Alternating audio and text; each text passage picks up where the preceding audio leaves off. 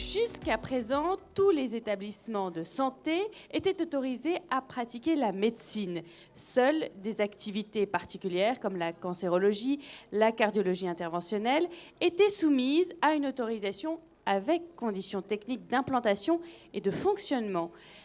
Arnaud Deslinger, bonjour. Il y a un nouveau régime qui va être autorisé, une autorisation de médecine avec conditions d'implantation et de fonctionnement. Qu'est-ce qui a été retenu au stade actuel? Bonjour. À l'heure actuelle, les 3 points qui semblent à peu près acquis sont les suivants. Le premier point, c'est une seule autorisation de médecine avec des conditions techniques, cette fois-ci, alors qu'il n'y en avait pas antérieurement. Et ces conditions techniques seront les mêmes d'un hôpital à l'autre, depuis l'hôpital de proximité jusqu'au CHU. Donc, une seule autorisation. Le deuxième élément qui semble à peu près retenu, c'est qu'il y aura 2 modalités. Une modalité pour les adultes et une modalité pour les enfants et les adolescents. Et la France va rejoindre l'ensemble des pays européens en s'alignant sur 18 ans pour la fin de la modalité enfants et adolescents. Et puis le troisième point qui est à peu près acquis aussi, c'est que jusqu'à présent, les autorisations séparent hospitalisation conventionnelle et place de jour.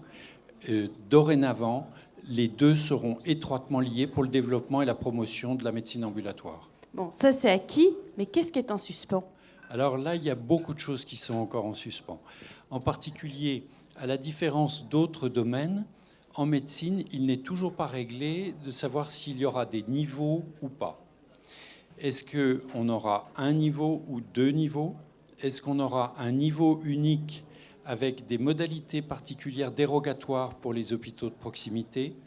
Est-ce qu'on aura un niveau unique avec des mentions particulières, et en particulier la mention particulière autour des soins renforcés qui viendraient en remplacement des soins continus? Tous ces points-là ne sont pas réglés, de même que les relations entre le niveau d'autorisation et les niveaux de financement. Et quels sont les risques perçus?